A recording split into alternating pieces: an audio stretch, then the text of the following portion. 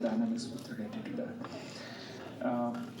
It's very important that any research we do, whether that is academics, whether that is scientific, the onus and the importance of leading some of the breakthrough novel ideas or introduction of novel ideas always come from those who are on the ground, those who are in operations. So I have a stellar panel with me, and I'm actually a miniature component over here.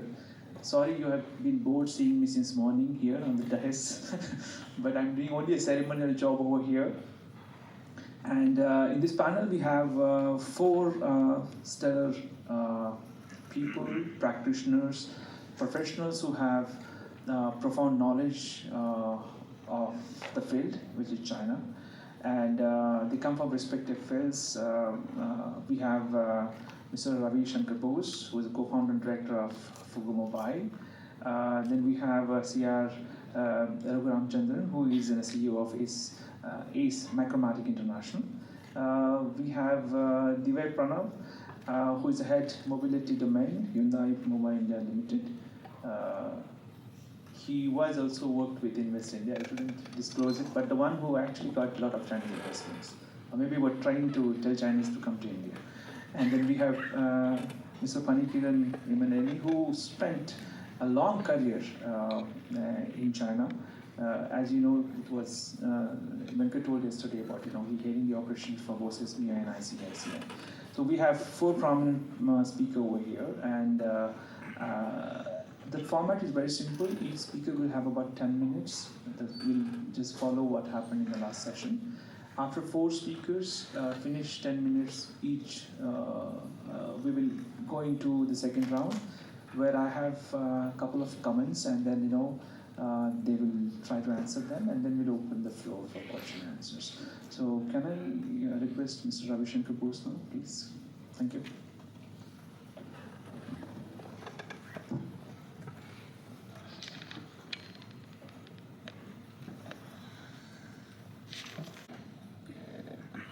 Thank you, Professor Arvind, and good evening, everyone, distinguished panelists, and everyone in the audience today. It is my pleasure to be here at the 18th AICCS conference organized by IIM Indore and the ICS.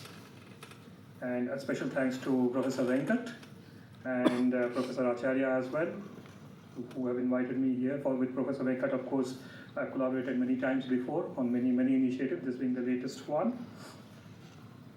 I'd also like to mention and acknowledge my mother, who is here. She has traveled all the way from Calcutta to be here at this conference. She's a very keen observer of the India-China ties. Just to give you a background about myself so that we can talk a little bit more about my context. I'm a technologist, strategist, and a digital entrepreneur. I've spent the last 25 years in China, leading many companies, as well as founding many digital ventures. In this context, I'd first gone to China in the year 2000, where I was part of a company which was a joint venture between SoftBank and Siemens Mobile, looking after internet technology. And in 2006, this company got acquired by Disney. Of course, like anything else in China, the reason Disney acquired this company was because they could not enter through the traditional route of acquiring through a TV channel, which is what they generally do in any country. But China being different, and with the regulations, they chose the way of entering China with internet. So that was how I became part of Disney as part of the acquisition. And post the Disney acquisition, I came out of Disney and started a digital solutions company called Fugumobile in 2006. It's been 18 years that I've been running this company. During this time in China, as well as my experience in India, and now we have also expanded to the US, during this time across these three geographies, I've seen challenges as well as opportunities in digital innovation, localization, as well as cross-border platforms, particularly between China and India. And again, this journey of mine has been documented as a case study co-authored by, again, Professor Venkat, who is here, Professor Bhavani is also here, Professor Rama who is here. This has been documented as a case study, and it's been part of the IIM Indore Case Center, as well as in SEEDS with the China European Business Management Institute, as well as in Harvard Business Review, as well as IB publication. Before I get into the topic of digital transformation and AI, which China has been focusing very strongly, I would like to take a little bit of a time to look at, to revisit the canvas of digital transformation on what's been happening. Digital transformation today spans connectivity, cloud infrastructure, data platforms, applications, and large ecosystem of users, services, and markets. If you look at China, they have a very large integrated platform. Now, if you look at China, if you look at social media in China, you have Tencent's WeChat, you have emerging platforms like Xiaohongshu, or what we call as Red Note now, across the globe. You have TikTok, which everyone has heard about, but not experienced so much in India. So you can see the ecosystem is quite large when you look at social media. And similarly, when you look at e-commerce, you have Tmall, which everyone knows, Alibaba's platform, you have JD.com. But interestingly, you also have to look at emerging platforms like Temu, Shein, which are cross-border platforms, and they are making a lot of impact globally. And I think Shein is coming back into India with one of the Indian conglomerates. So from a integrated platforms point of view, you have social media, you have e-commerce, and now you have AI. And probably everyone has heard about DeepSeek and the impact that DeepSeek is making, but it is not only DeepSeek that is making an impact. You have companies like Alibaba, which is again a large company, and they have come out with models like QN. And again, we're not talking about just China, we're talking about the impact that they are making globally and from an open source point of view, which many of the US competitors do not have. So again, the approach is quite different. Similarly, if you look at the Indian ecosystem, we look at the Indian ecosystem from a digital public infrastructure point of view. What we have done with creating the national ID, Aadhaar, taking it further with UPI, and now we are talking about ONDC, which is the e-commerce platform. The digital public infrastructure that India has done is unparalleled in the world. No other country, not even China, has this. In fact, with some numbers, the number of transactions which are happening in UPI actually are more than what is happening in digital transactions on a single platform in China. So obviously, both the countries have taken two different approaches. But the important thing to note here is innovation with scale. No other country has this precedence, what India and China has done. Different routes, but innovation with the scale of the number of users that these countries have. That's an important thing to consider when we look at digital transformation across both the countries. But we also look at things like on the regulatory and governance side, digital sovereignty, which is something which is very important when we talk about digital data, cybersecurity, data flows between cross-border countries, platform power, and cross-border interoperability, which is a very important topic when we talk about the digital ecosystem between India and China particularly. These are becoming increasingly strategic. In the India-China context, these questions are urgent. Who sets the standards? And I think in the previous topic somebody talked about this as well. How is the data governed? How fluid are the digital services across border? And we all know now the digital services between China and India, there are very limited digital services between China and India right now. In 2020, when most of the services got blocked, it is still blocked even now. So there has to be a way of figuring out what are those digital services which can be accessed cross-border, both from India side and China side as well. As India positions itself in the digital economy, these foundational elements matter deeply. Strong infrastructure, interoperable systems, trusted governance, and user-friendly platforms. This is more about the digital transformation. Now I will look at a little bit more on what is happening on AI. And arguably, the most dynamic layer when we talk about digital transformation. And throughout the day, we heard a lot about the fourth plenum, which just concluded in China.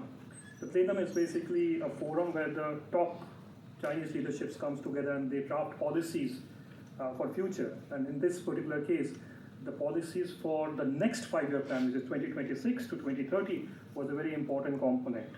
And one of the factors that they stressed upon, generally they will always stress upon GDP numbers. Even that parameter is changing a bit now. They are talking a bit more about per capita GDP numbers. But one of the parameters that they talked about in the growth was the quality of growth. And in this quality of growth, they are focused a lot on technological innovation. And where is this innovation going to come? A big focus is on AI. And that is why you see the drive towards the Chinese companies to compete with American companies like OpenAI or Google. So this has been a big shift in terms of competing head-on with the leaders, because they want to take a leadership space in the context of AI. And the quote, China has declared that the coming years are a critical, decisive period for securing global competitiveness in AI and related fields such as semiconductors and computing infrastructure. These are huge investments that has to be made. Computing infrastructure is something, particularly in the case of AI, where huge investments have to be made. And in that context, just in 2025, China has invested close to $125 billion in AI. Part of it has come from the government, which is 40%. But even if you look at what has come from the private sector, it is a huge investment. Where is this investment going? It's not just about creating the China infrastructure. A lot of it is also importing technology from outside. If you look at, and we talk about DeepSeek and what DeepSeek has done, but if you look at even if what they have done is not on the latest NVIDIA chips, but these are still NVIDIA chips, which have been imported on a huge cost. So it's important to understand that the collaboration and the business is still going on, even with the tariffs and the restrictions and everything. And that's the backbone of how it is still progressing. China's AI ecosystem also benefits from a very high publication and patent filings. We all have talked about this, but this is also something which is important in terms of the researchers and the students doing a lot of research and in terms of patent filings. What has also come out of the plenum is something that China has been emphasizing from a key strategic dimension: independent and controllable AI systems. If you look at this, independent and controllable, this is already conflicting. Independent and controllable. So we have to look at what's independent. Independent from Western dependencies. That is what they mean by independent. Controllable, as per the China regulations, the government should have control over the AI systems, the data, the foundation models. That is what they mean by controllable. So it is independent as well as controllable. That is what is what has come out of the plenum from an AI perspective. Why this matters? The volume in investment shows China is already doubling down on AI as a national agenda, not just a commercial one. With access to data, platforms, a large domestic market, and a strong government coordination, China sees a path to convert digital scale into AI leadership. From India's positioning in this context, where do we focus? India has the strengths, a large and diverse digital market, one of the largest in the world. And I spoke about this earlier, the digital public infrastructure and what has already happened with Aadhaar, with UPI, what's happening with ONDC, so that there's a building block which is already there, and we should build on that. Strong delivery capabilities, this we already know, India is very strong on IT services. We need to leverage these strengths on AI to build domain-specific AI models. We are a little bit behind when it comes to foundational models, and China and the US have taken a lead. So we have to look at domain-specific AI models like health agriculture, education, governance.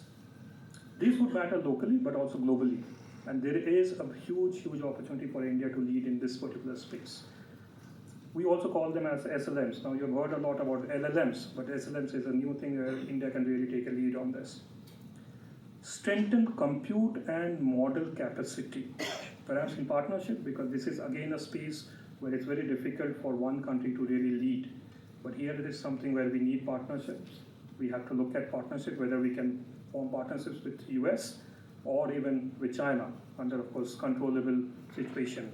Now, if you look at in the past week, there's a big news which has come in with Google investing close to $15 billion in China in data management for AI. Now, this is very critical. Why is Google investing such a big amount in India, particularly on the AI space? The reason is simple, because India has the talent and India has the data, which is very critical. We have to really look very closely, why has Google done it? Even with all the tariff wars and even with the thinking behind putting all this into the US. Ravi, in a minute, actually, if you can. Yeah. So again, there is a lot of scope for India to work well on the AI and to lead. Potential collaboration between India and China. Of course, there is a potential on tackling region-specific AIs, and particularly what we talked about, domain-specific multilingual models, agricultural AI, climate, air quality modeling, because both India and China have large data sets, large teams and context, but there must be guardrails. This is something where we have to be very, very selective on how and where we partner. We do need to partner, but how, where, and the guardrails must be there in terms of how India partners with China. India must think selective engagement and robust capability building. Thank you, and I look forward to the discussions. Now, so moving to the next speaker, can I then, okay, I just need to request Raghu then. Raghu is going to speak on interesting title he has called ChiBhara, Contrast Between India and Bharat Manufacturing Landscape. So, over to you, Raghu.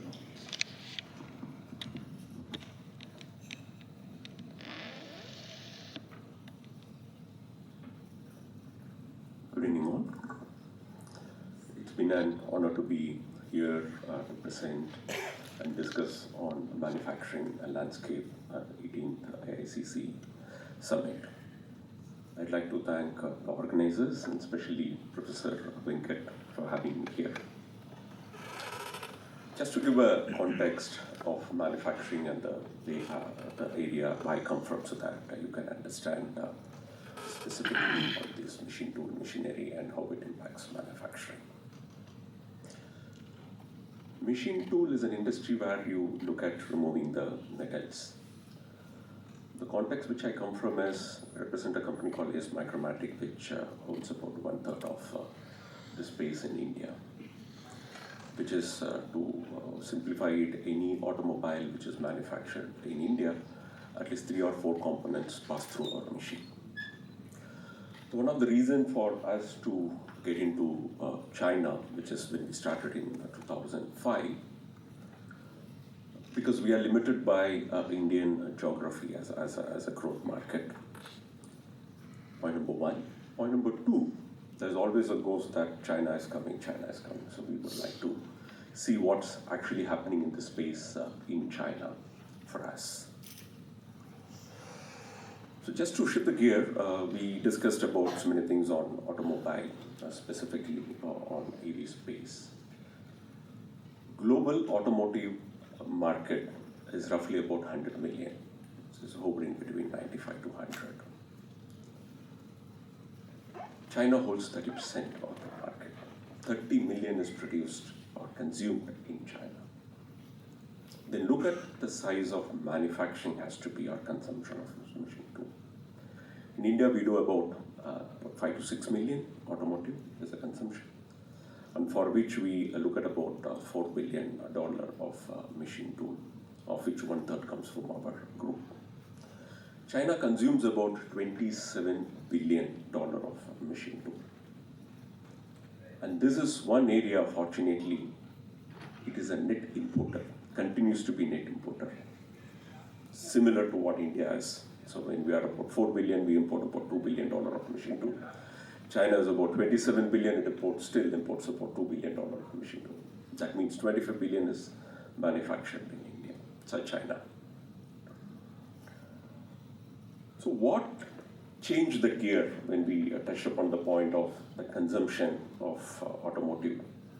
If you look at 2008 or 9, China was in the scale of about 10 billion, roughly about 8 to 10 million of automotive. The change in gear for China started with two things. One is rationalizing the taxes where the consumption can be spurred. Point number two is the faster urbanization. So these two pivoted the speed of manufacturing. So when we talk about China anywhere, we associate China with scale and speed. That is what is happening even in manufacturing space. From 10 million vehicle manufacturing to 30 million vehicle consumption, which is about 30% of global market. This also talks about infrastructure growth, not only pivoting people movement, but also movement of goods, movement of manufacturing, creation of ecosystem, which China is far ahead with anybody else in the world. It also underlined the importance of government, Chinese government, in building, manufacturing, and pivoting the movement of goods and people. For example, to give, in 2008, they invested, that was, we all know Lehman Brothers one. They invested close to about $500 billion on high-speed train, which created a new form of society. And I'll give our own experience. We were in Shanghai. If I have to do service of machine in Nanjing, we are contemplating to put an office in Nanjing, which is about a day's journey. With a new railway coming up, it shrank the complete ecosystem, complete geography from 4-hour journey to 1.5-hour journey. So it became a day's trip for us to go to Nanjing and come back. If it is going to be Nanjing is at 1.5 hour, look at Kunshan, look at Suzhou, Wuxi. See, this ecosystem, it's completely changed for manufacturing, movement of goods, movement of technology. When I mean technology, let's say even fixturing, tooling. So this pivoted to be cost-effective of manufacturing solutions. Next, I also want to touch upon the agility of manufacturing. When we sell these machines in India or anywhere else in the world, these machines are consumed for one particular part or one particular industry. Just to give an example, in China, if I sell a machine, possibly they use it for manufacturing the first grade premium mobile handset, and it boils down to second, third, fourth, and finally it comes to a Chinese handset manufacturing. But when that production goes off, it is being retooled, which has been refixtured for manufacturing buckles, belt buckles, or higher-end luxury good products. It not only talks about the manufacturing strength, but more importantly, the ecosystem and the skills which people have got. The talents we have. So even today, when the largest luxury manufacturer of mobile has not yet moved even 10% of their production away from China. It's not so easy. I don't think even in the next 5 years they have a plan. Even they are investing so much in India. That is a kind of an ecosystem and talents which is available in China. And to develop that kind of a talent, develop that kind of ecosystem in India, it will take at least a decade. Other example, we always look at other word apart from speed and scale. The word which we associate with China is cheap and copy. we have to look back from the manufacturing point of view. If somebody have to manufacture a luxury watch, the amount of engineering which has to go back, right from copying the design, right from making the mold, right to manufacturing, producing in volume, assembly, distribution. What happens is this creates an ecosystem. That is what we lack in India. That doesn't mean that we need to go for a copy system, but imitation and innovation. That's what somebody was talking in another session. We don't have that scale, we don't have that kind of a ability and capability in India to do that. That's the next example. If you look at a place called Yuhuan in Zhejiang province in China, they say they are the largest valve manufacturers in the world. So today, close to 90% of any facets globally which has been done, you will have a valve which has been produced in Yuhuan. That is the scale size China has got. Having seen this, the global manufacturers of facets have started collaborating with them instead of competing, because they can never compete in terms of the size, scale, or the competitive price they have. So these are all the real strength of China which we have seen. Now, what we should do in India for that? We also have, of late, created a success factor. If you take two-wheeler, we are talking about automobile. In two-wheeler today, we have created such a scale that if tomorrow Indian export has to stop, there is going to be a vacuum in at least 50 countries. That is where the strength we have. And association of China with this two-wheeler market is less than 3%. We use less than 3%, 3 to 5% of component in two-wheeler manufacturing.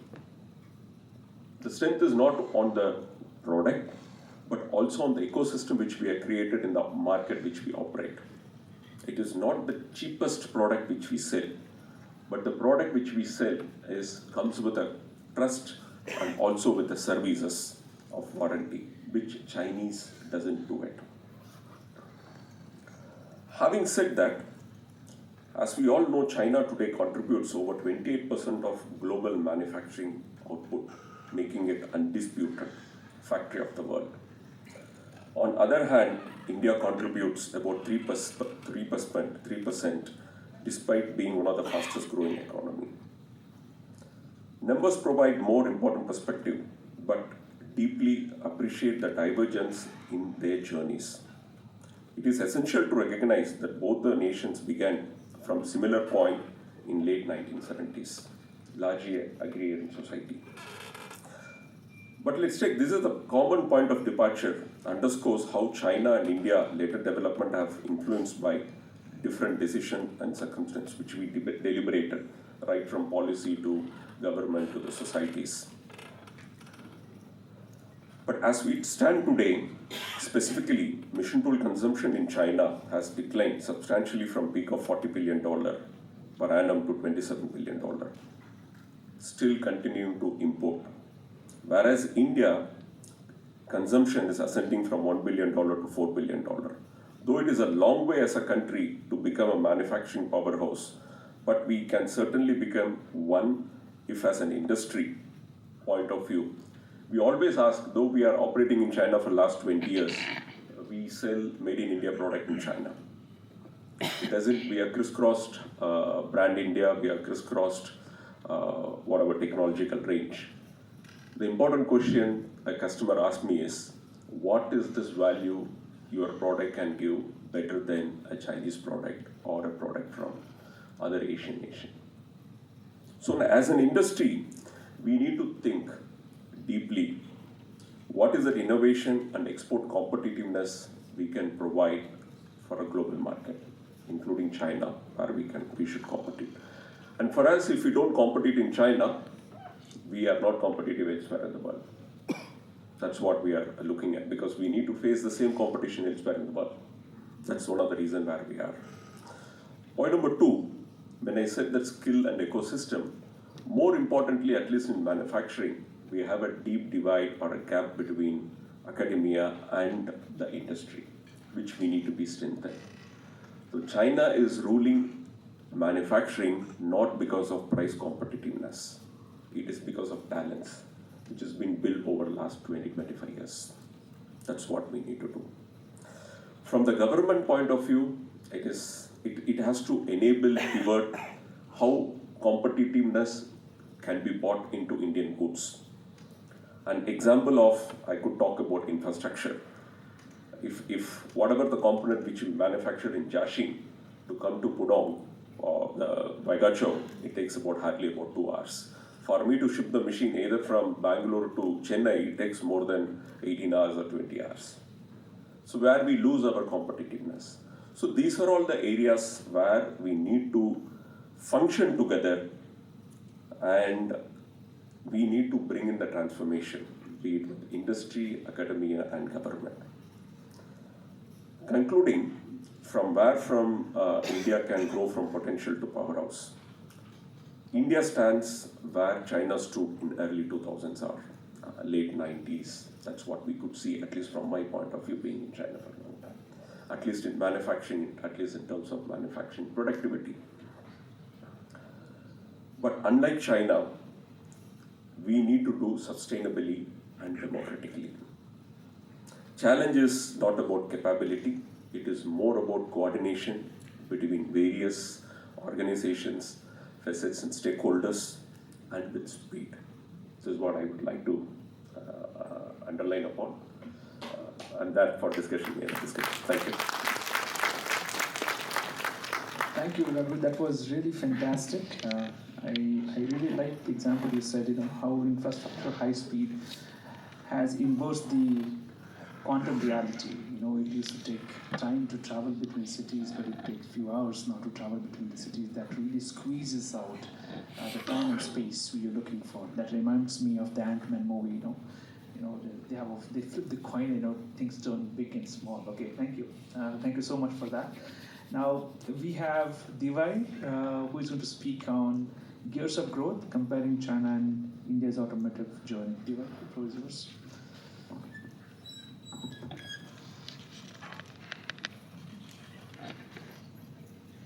Hello everyone. So I'm going to skip the speech. I'm not very good at it.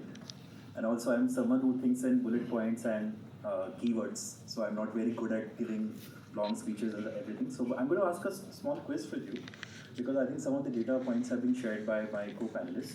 How many cars are sold in China every year? He just shared that number twice in his speech. 30 billion. 30 billion. Billion? Million? 30 million. 30 million. So exact number is 31.5. 3 crore 15 lakh last year. India में कितना बिकता है?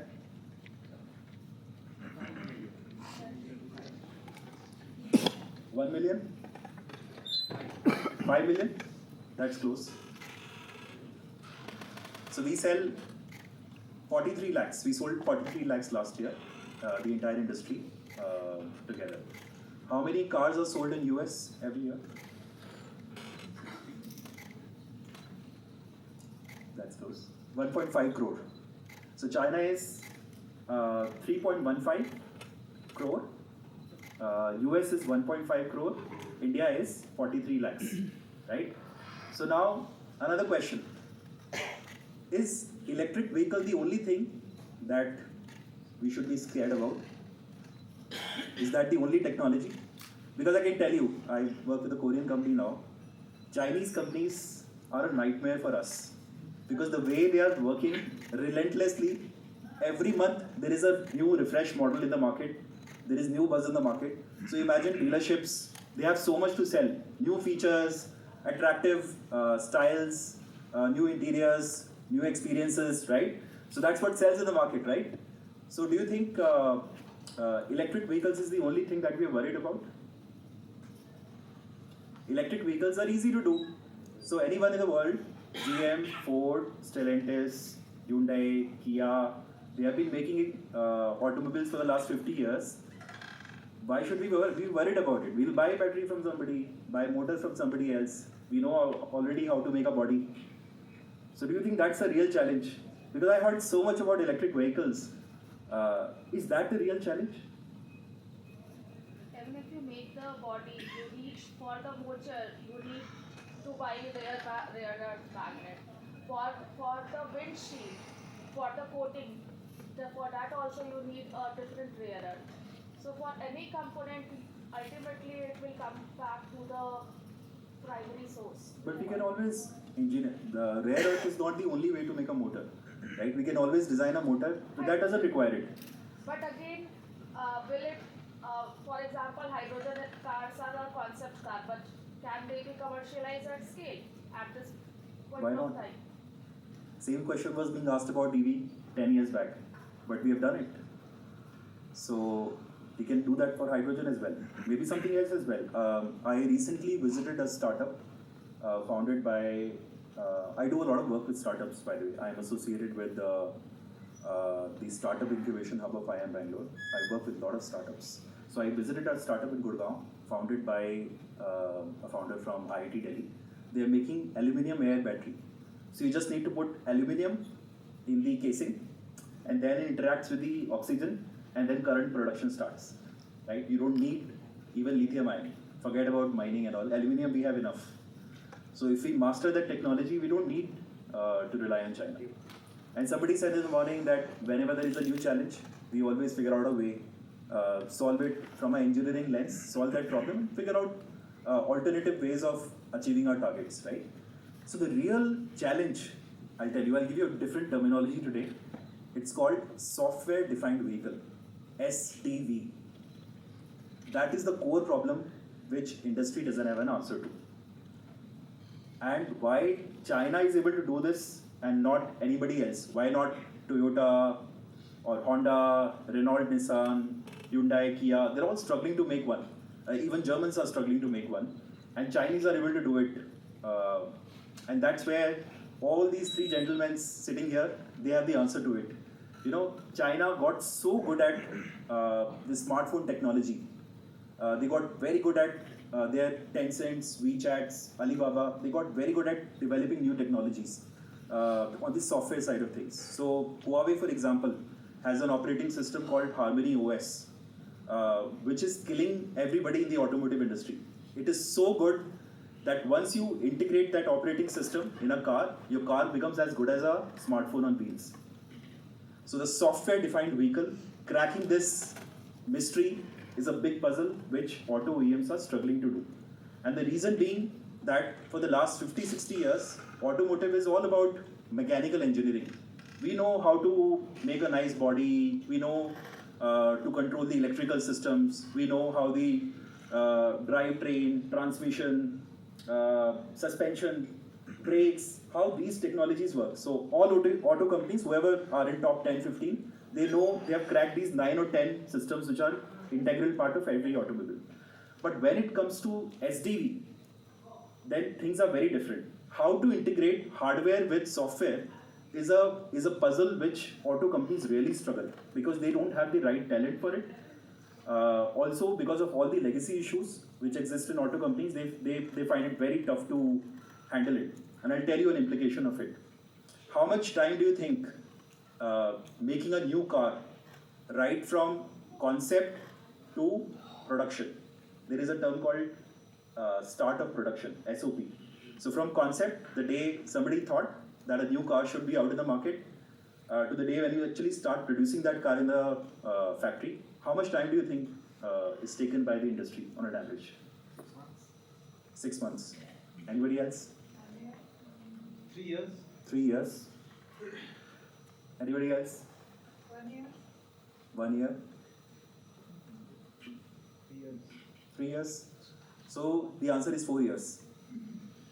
Germans, Japanese, Koreans, and even Americans, 48 months is the minimum time required from concept to production. Chinese are doing this in 24 months. I don't know how. They are cutting corners or what kind of re-engineering they have done, God knows. But in 24 months, they are able to produce a new car. And imagine, look at this from the lens of a customer, right? So I'm the one who is using the latest iPhone 17 Pro, right? When I enter in my car, I want the same experience. I want the infotainment in the car to work as smooth as an iPhone, right? And if someone has made a car which is now hitting the showrooms, 4 years back, it was conceptualized, then you can imagine that that car will no longer meet the requirements, evolving, emerging needs of the customers. And in this conference, there has been so much debate about like how Xi Jinping's government is writing blank checks to auto companies, so much of subsidy. By the way, $27 billion. There was a question on FAME subsidy. $27 billion have been given by Chinese government to the electric vehicle industry in China. In India, FAME 2 was only 10,000 crores, roughly $1.2 billion. So peanuts compared to what Chinese are doing, right? So it's not only about that Chinese government is giving. So you can give a lot of money to a dumb company and they will end up producing nothing, right?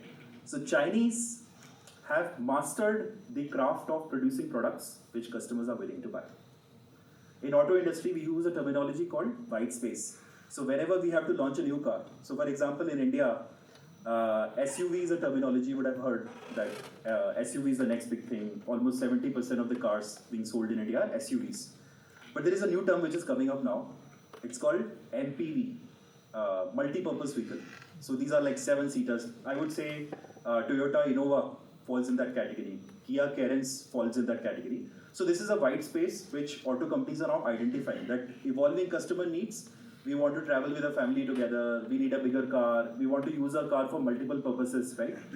So Chinese people and the Chinese companies like BYD are very good at understanding the evolving needs of the customers, matching it with best of the semiconductors, power electronics, controllers, and host of other batteries, charging systems, and producing a product which customers are willing to buy in a particular price band. Only if you get this metrics right, your car will sell in the market. And nobody has endless pool of money. So if a car is being produced, eventually it must get sold somewhere. So overcapacities or whatever things are there, those challenges are there in the Chinese market.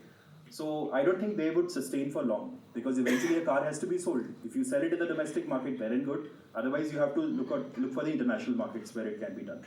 So Chinese companies are very good at doing it, to my understanding. And that is something which everybody in the auto industry is extremely concerned about. It's not only about electric vehicles, it's about software-defined vehicles. So this power combo of suddenly a smartphone manufacturer like Xiaomi coming and starting making a car, right? So people have taken ages to, even Mahindras and Tatas. See, Mahindra is building cars since 1970s.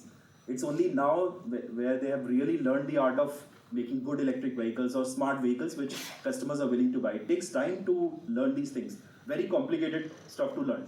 Even to weld a roof of a car properly, so much tech goes into it, and there are so many proprietary technologies that water doesn't leak from the roof of the car. So it takes ages to do that. But Indian companies slowly and steadily are learning it, but Chinese have done this in only 2-3 years. Xiaomi launched first car in 2024, and now they are producing the best car in the world, which is also the fastest. So we must acknowledge that, and that's also a topic of research. What is really happening in the Chinese auto industry, that they're able to completely redo the car production process, planning and production process, which nobody else in the world is able to do. So what is that uniqueness which they are bringing to the table? Is a topic for research, and we should try and understand that. All auto companies are now back to the drawing board. They are saying, they're questioning that why 48 months? Why can't we do it in 24 months, right? Because every month saved is actually money being saved, your R&D cost being saved, and all of that would be passed on to the customers or would add up to your margin so that you become a profitable automotive manufacturing setup. So I think that is China's uniqueness. And let me explain you a little bit because what exactly this SDV means with some examples to you. So how many of you drive a car or comfortable driving a car? Yeah, so very few hands. The reason being that this combination of the clutch, brake and accelerator which I call ABC of driving, it's a very tough thing to learn, right? So especially mastering the clutch. When I started learning driving, so mastering the clutch, it has to be slowly and steadily you have to lift your feet, right? And suddenly if there is somebody in front of your car, then you have to quickly apply brakes. So these are fine motor skills that you have to learn at the age of 18, 19, 20. And it's a mystery. It's very, very tough to do. And a lot of people still struggle to master it. But very interestingly, do you know an electric vehicle doesn't have one of these by default? Which element is not there in electric car? There is no clutch. By default, there is no clutch in an electric car. The clutch function and the gear function is being taken care of by the electronics which are sitting in the car. They are that power has been taken away from the driver and it has been given to the vehicle. And very recently I drove a Tesla in Delhi. So they've recently launched their showroom. And those of you who have experienced it elsewhere, they have a very unique function. You can also eliminate the usage of brake. So you can eliminate the usage of brake. Only thing that is left is accelerator. And accelerator is never a problem. We all love to press accelerator in a car. That's the human psychology. The biggest problem is clutch. The next big problem is brake. I drove a lot in Bangalore. I stayed there for 3 years. And my knees started hurting because every hour, like 3-hour journey from one direction. And the biggest problem was like pressing the brake. I had the automatic car, but pressing the brake in itself was a big challenge for me. But with this Tesla, I realized that the software-defined vehicle, the software takes all that discretion away from you.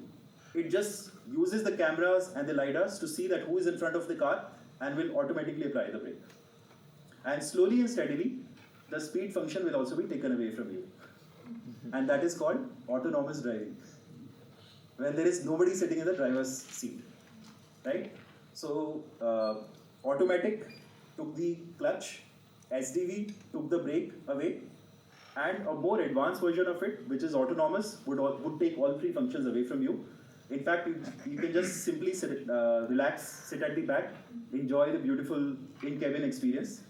And that's what Chinese are mastering. Chinese have realized that people spend so much time in the car. And that's the only me time. And for me, in my life, the time that I spend from my office to home, that's the only me time I have. So if my car can help me improvise that experience through superior infotainments, podcast, maybe something other interesting stuff, maybe some other innovations happening in the consumer electronics industry. If that can be part of the car, I might buy it today, but I would want my car to keep upgrading, like an iPhone, right? I buy it today, but with the new software OTA updates. OTA is over-the-air updates. So your car is also connected. Car is connected through internet. So I can code a software and I can release it, and then you can just update like we do it on our phone. We keep updating and refreshing our apps. Our car can also be updated so that I get the latest experience, whatever is happening in the world. So these are the three things. SDV, connected vehicles, which can help me get the OTA updates, and the autonomous driving. These are the three things which are the biggest challenge for the auto industry, because this requires very deep software expertise. And this is what China somehow is able to defeat everybody else in the world. But having said that, I think we always over-appreciate China in conferences like this. We should also appreciate Indian companies. So I feel that what Mahindra is doing right now in the car industry, we should be very, very proud of it. From a technological standpoint, I'm telling. Excellent designs.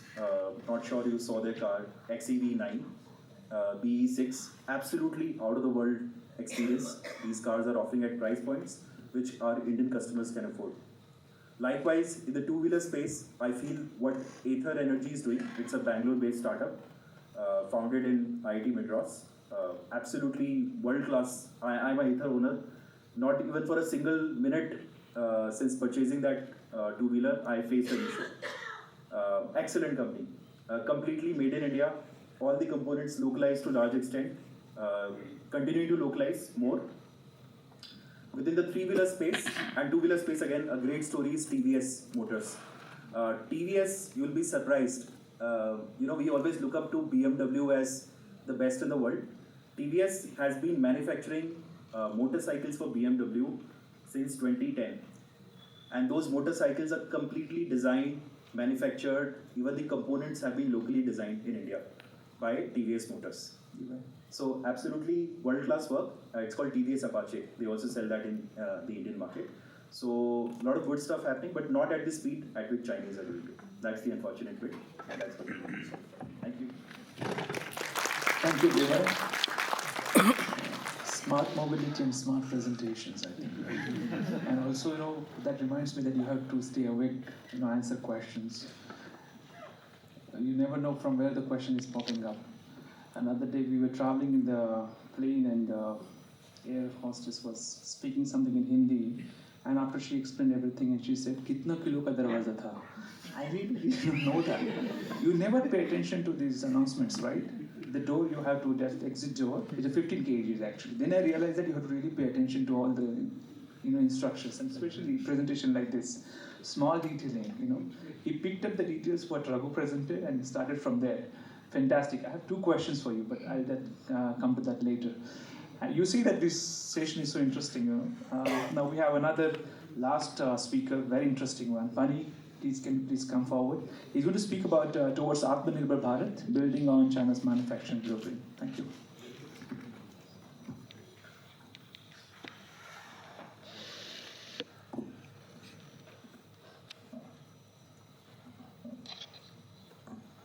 Good evening, ladies and gentlemen. At the outset, I thank I am Indo. I'm convener for 𝐁𝐮𝐬𝐢𝐧𝐶 and my co-convener, 𝐊𝐢𝐭𝡡. It's a privilege to be in the midst of all of you. So far, all of them have been on the tech side, but I, being a banker and who spent some time in it, I'll be a little bit different from what they have spoken. So, having spent some time and having interacted with so many businessmen and all, and India, after the PLI scheme and the Atmanirbhar program that has come up, I just thought I'll make a bit of comparison. While talking, a lot of things happen that China is like this, China is like that. There are a lot of cues what I thought we can still take it and make it as part of our culture that can take us forward. My today's talk will be on 4 I's, the alphabet I, and 4 P's. To start with, the first I, as a banker, will be the interest part. See, any business needs a level playing field. While technology is one side on it, money matters a lot. So, when we see on the Indian context, vis-a-vis the Chinese context or a Western nation concept, capital formation is very expensive in India. Second thing is the land. So if you have to establish something in India, both land plus the loan what you're taking itself takes a lot of money. Whereas in China, the advantage they have is the land is given on the leasehold rights. So your investment itself, part of it is eased out because you'll be paying only a rental on an annual basis, but you'll not be buying the land. So it makes a lot of difference. Second part is on investment. So we make a lot of things. So first, when I landed in China in 2005, when I was setting up the bank, there were only 2 questions asked when all the entrepreneurs used to come, especially investors out of curiosity to come into China. Only 2 questions were asked by the government. What is the quantum of FDI you are bringing into the country? And how many people will get an employment with your investment? If your investment is going to bring at least more than 100 or 200 people, so you had a red carpet welcome. Basically, the point I want to raise is, of course, today in today's context, even pollution may be a third point what we have to question. So once that investment part is very clear, it used to be the government officials' target to get things done and licenses getting done, everything to be done and given within the time span. This looks simple, But when I compare, like China is a fully Mandarin speaking country, licenses are not less. There used to be 14 licenses for a manufacturing company to get it. I know if I am an entrepreneur, if I go to China, I have to invest money, I have to get 14 licenses. Where will I run around 14 offices? The government official used to call and tell us, look, recruit this one person and pay rupees 5,000 RMB or something. He will run around and get all the licenses for you. And the licensing system is so, the smartness is, you don't go by the date of submission, you go by the date of acknowledgement. When I say that acknowledgement, when I go and submit a paper, he may take it, the official may take it or may not take it. That is not an acknowledgement. He will go through the papers, and if he accepts the papers, that means that is the date of acknowledgement. From that day, you are assured that you will be getting the approval on the 14th day or 15th day. So, if you are a businessman, you want to set up something, you had a clarity of thought that for me, okay, next 1 month I am recruiting this person, next 3 months I am recruiting a person, I pay some 5,000 or 10,000 rupees and it will be done, it is acknowledged. So, I have to get my investment money and then start doing. The third I is on the infrastructure. Whenever a businessman from India used to come, he used to go talk to an entrepreneur in China and say, the deal is done, everything, price is fixed, everything is done. And then comes the picture, when will it be delivered? The first question he'll ask you is, in which Indian port you want to deliver it? Whether you want it on the east coast or on the west coast. East coast means Visakhapatnam or Chennai. If it is the west coast, it will be either Kochi or Kandla or Mumbai in Navasheva. Once you tell him, because there will be a difference of 4 or 5 days between east and west, then he'll work backwards and tell you, saying that it takes 10 days to reach on the eastern side, it will take 14 days. The ship is available on such and such, he'll work backwards. My production is from this day to this day. Packing will take 2 days, add 2 days. Another thing is from here to the shipment to the port will take so many 2 days or 3 days because it's logistics, supply chain, and it goes on the ship. So he had a very end-to-end definite process to tell people, look, your goods will be delivered on such and such date in India, Indian port. From there, how you take it, that is your problem. So that is the level of infrastructure. When I mean infrastructure, that is an end-to-end supply chain, availability of the shipment, and all these are taken care of. And the fourth I is innovation. And innovation, the biggest competitor for China is China itself. While we are talking about many countries competing, today I feel it, somebody was saying in the afternoon section, driven by state funding and local innovation, it is within themselves the competition is too high. Chinese concept may not be an inventor, but once a product is in their hand, they know how to do a reverse engineering. They know means it is in their curiosity or whatever you call it. They know how to do the reverse engineering and change the shape, etc. But the product, finally, the benefit of the product or the usage of the product will be the same. Or it may be even the first producer of the product, if it's or the inventor, even he may not be able to prove that that is a product which he has manufactured. That is the innovation that is going in the country. So there is no wonder if the EV cars or batteries are being sold at a so low rate. During the interaction, I used to ask why you are buying a battery when you are one of the large conglomerate who are into solar here, who is having a manufacturing plant, but still supplies are coming. He says, look, I am manufacturing, I get a wafer at 25 cents in India. My manufacturing cost in India is 25 cents. India has applied an anti-dumping duty or protection duty, something of some 60%. But still, the Chinese guy is supplying me at 10 cents, even after adding 60%, which is 16 cents. That even add the transport, etc., it is less than 20 cents. So that is the amount of this thing that happens. So it may be due to state funding, or it may be due to subsidy, export subsidies. whatever it might be, that is the amount of innovation that is going in it.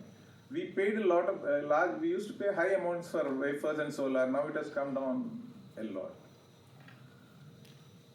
Coming to the policy, coming to the P's, the 4 I's and the 4 P's, the first one is the policy.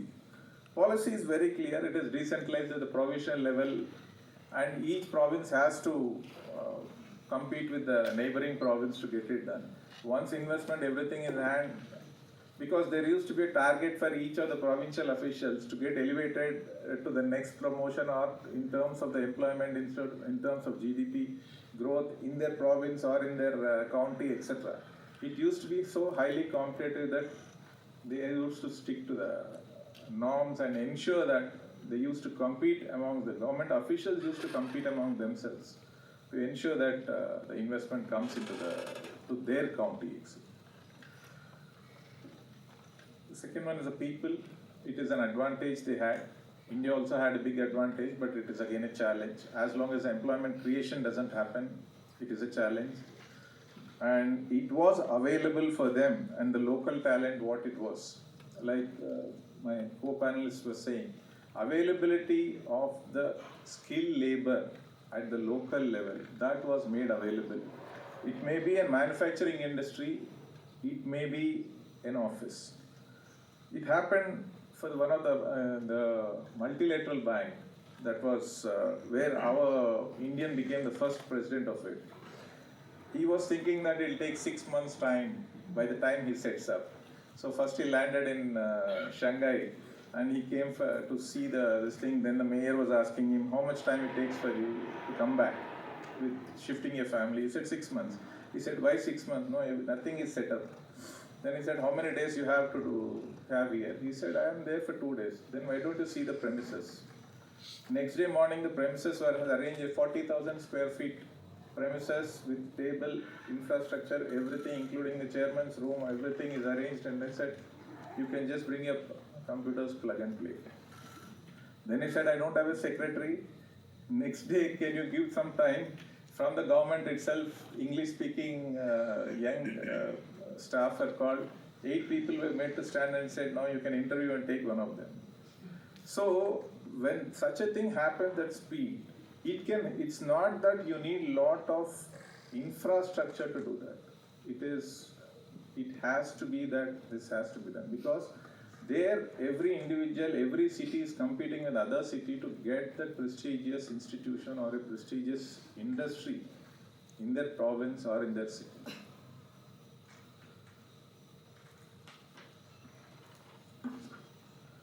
So finally, the processes. Productivity, I don't need to tell, because it is linked to the processes.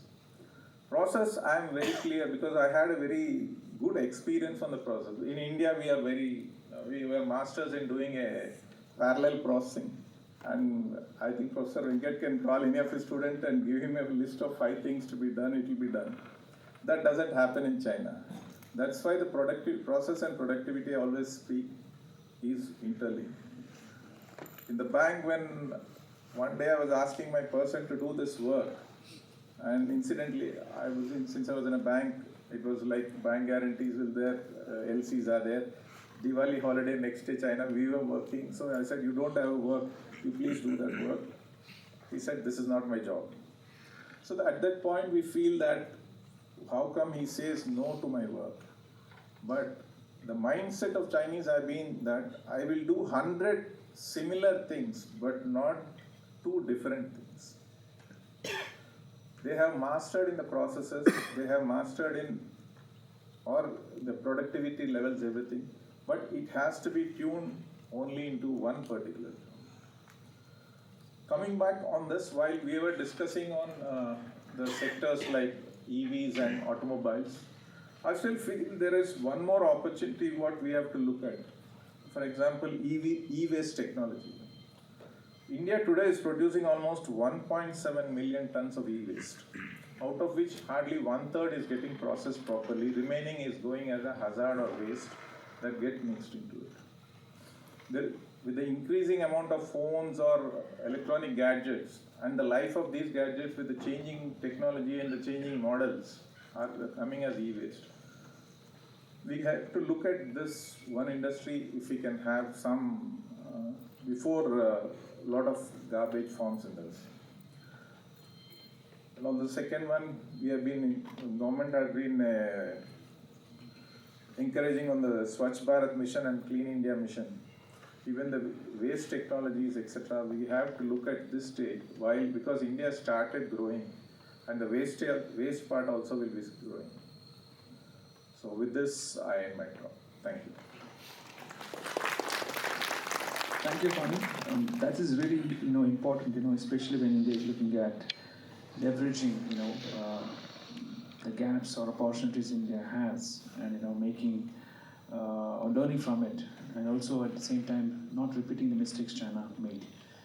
I had prepared a couple of questions for each one of them, but I will just restrict to one question each, and once they finish answering, we'll open the floor for everyone.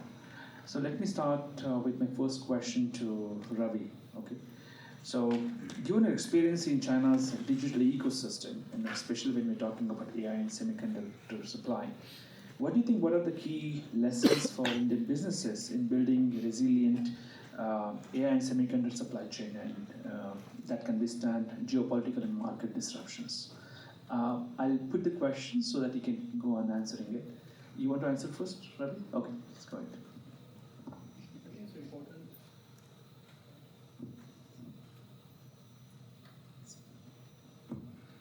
I think it's important to look at what are India's strengths in this.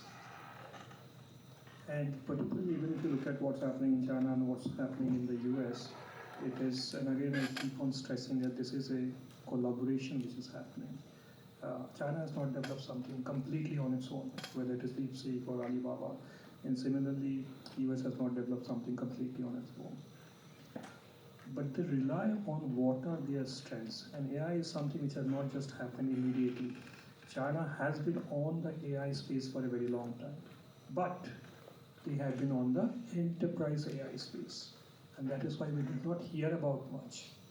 But when US came in with consumer tech, consumer AI, suddenly everyone started talking about it. But what that meant was China already had the foundation, and they had many years back already taken AI as one of the important strategic steps that they had to take. Just not on the consumer tech, but more on the enterprise side of things. Now, if you look at India, what are our strengths? Our strengths are delivery capabilities, a huge talent pool. And in the context of AI, the data pool that we have, because AI requires a huge amount of data to train the AI models. So India has these strengths. But it is also important that we have to acknowledge that when it comes to foundational models, like OpenAI, like DeepSeek, like 𝐈𝐧𝐝, we are not there yet. So instead of competing on the foundational models, we have to look at domain-specific models. And that is where we can build leadership. And we have to collaborate on this. We have to collaborate with those countries, those companies who have the foundational models. But the data belongs to us, right? The guardrails belong to us. What we need to do is look at build in India, but build for the world. Something that we have done very well in the software industry. And that is the model that we need to follow, even when it comes to AI, and that is the winning model. Thank you. Diva, let me come to you. You rightly pointed out, how important is to develop the EV industries, considering the limitations in India. I mean, the consumption, and is it really need to be worried of? I like your point about smart mobility platforms. First is, what is the scale EVs are being developed, designed in India, and how we to take it to smart mobility platforms. I don't really want to mention it here. 2018, there was a car, Chinese electric vehicle, which actually stopped right in the middle of Tiananmen Square because it was getting updated. So I don't want to get into that in Indian case. But simple question, as vehicles becoming, software-defined smart mobility platforms, what do you think? How are Indian auto OEMs strategically adapting to compete with the Chinese OEMs, and which are aggressively leveraging digital innovation and EV technologies? As of now, we are not competing because there is a firewall. Chinese cannot come in India. So, but what I see is that a lot of established foreign OEMs in India, they are facing the heat now. So it's Tata and Mahindra. It's a big opportunity for them. They could not get better than them, EV-ICE technology. But now EV is finally giving that opportunity to them to quickly accelerate their pace of development. And as I mentioned, that something very specific and special which Mahindra Group is doing right now in the EV space. For me, the bigger concern is that so there is a list of top 100 auto OEMs which is published every year by a German publication. There is only one Indian auto component player in the top 100 in the world. Can you name any guesses who that company is like? Maruti Suzuki? Maruti Suzuki? Component level. Uno Minda.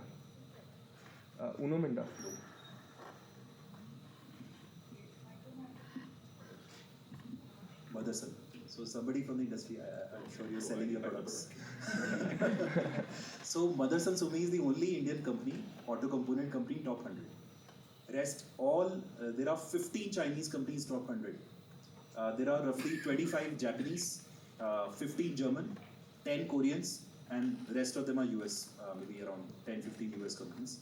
So India is very weak on the component side. And till the time you don't develop the ecosystem, and the Indian auto component companies don't learn to make good batteries, good motor controllers, other smart sensors, LiDARs, etc., it is very difficult to retain the value.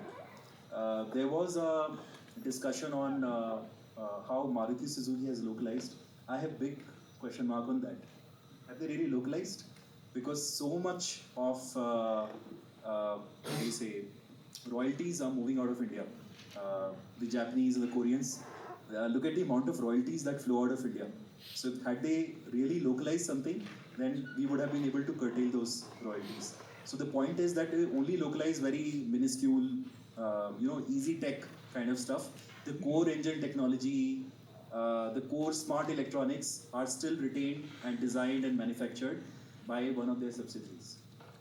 So that's a big concern for me, but very proud of what Mahindra and Tata has done, and I feel that that's the way to go about it. Thank you, Divai. So Rakul, coming to your presentation, it was really fantastic presentation. You mentioned about speed and competitiveness. I did that thing apart because that is well explained in your presentation. Now let's start looking at introspecting our own system. In India we have regulatory infrastructure challenges. I don't want to say those impediments, but do we have challenges? So what do you think the role of public-private partnerships, or digitalization and regional manufacturing clusters play in creating integrated industrial ecosystem compared to China's? Yeah, that's a good one. Just to take a lift out of the auto component industry itself. Today in manufacturing, if we look at auto component cluster has got a winning proposition. There's a lot of support and encouragement is also being given by industry, and I mean automotive industry as such.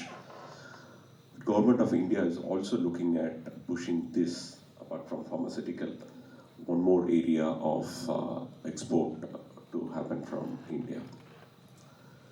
So as we start spreading, I gave an example of two-wheeler export success for Indian market.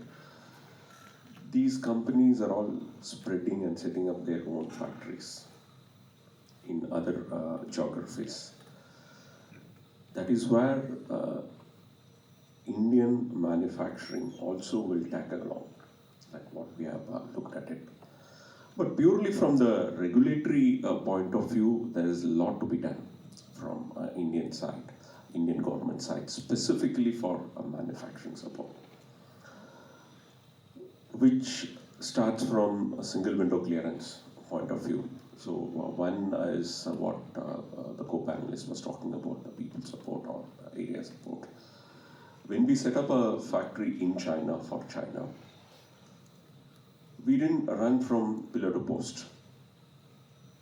When I mean pillar to post, we have been shown we like this land. This land was an agricultural land, what they've shown us, which got converted to an industrial land in 30 days. Architecture was ready. We are building similar factory in Bangalore, and in China, the Chinese factory was ready 6 months earlier than the Bangalore factory. That's point number one. The clearances, close to about 18 different departments have been called for giving clearance to our factory. Right from traffic police, checking on what is the size of containers we will be moving, what is the kind of number of employees you are going to do, fire department to internet department. So all these things are supportive enough when we look at from the investment point of view. So these are all certain learnings where Indian government as such, from the policymaker or from the regulatory matter, we can really look at it. But from the private-public partnership point of view in manufacturing, there are many things which is happening at a government level, but at a local level, when I mean to induce manufacturing, spurt manufacturing, and not a lot to be done from Indian side. That's what my take. Thank you, Raghu. Pari, I believe, you can counter me, is how to integrate these efforts of manufacturing exports across states and industries. So I feel integration is also one of the important things. How do you take it? I concur with you. Integration is very important. For example, once it is decided, as Raghu was saying, that something has to happen, the entire set of people are accountable for it. It is not one department. The same thing happened for one of the Indian manufacturing company near Shanghai. They said they will supply the power line also. For 2 months, there was a delay in getting the power line. The government gave them gensets and said, we don't want you to stop the it has to start. Manufacturing has started, you don't delay it. We'll give you the gensets. That is an extremity. But at least this coordination or a single window, whatever you call it, at local level is very important. Unless that integration is there, the promoter or the investor will keep on running around the departments. Okay, that's fantastic. So now, thank you. Okay. So, can I take one question from audience? I want to. Okay. See, we have a lot of questions, but I feel that we started the day at 9:30. And there is nothing that prevents us from asking those questions in the events court where the dinner is going to take place. So I propose that, let's go for that. I'm sorry, but there are small little autonomies convener has, but this is for greatest good of the greatest good. So, Professor Lama. No. We'll go to the. Yeah. So he actually has given me thumbs up. So, I'll just thank them formally. Yeah, of course. So, Divai and Ravi, Raghu and Pani, thank you for your, great, presentations that really help all of us. Thank you so much for being here and doing this.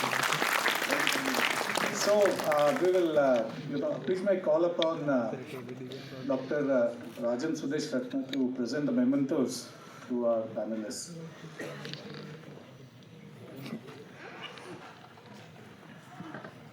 There is a bus and buggies are also waiting there to transport you to the, it's in the campus only, the events court, hardly 5 minutes away.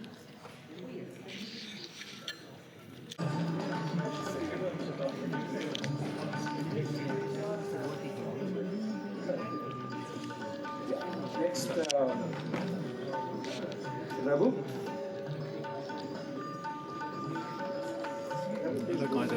there's no one else is there. Sir, आप यहाँ पे आइए.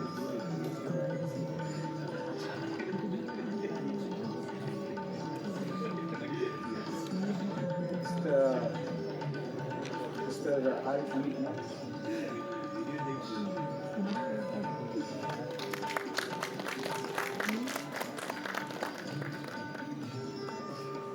Nirbhar.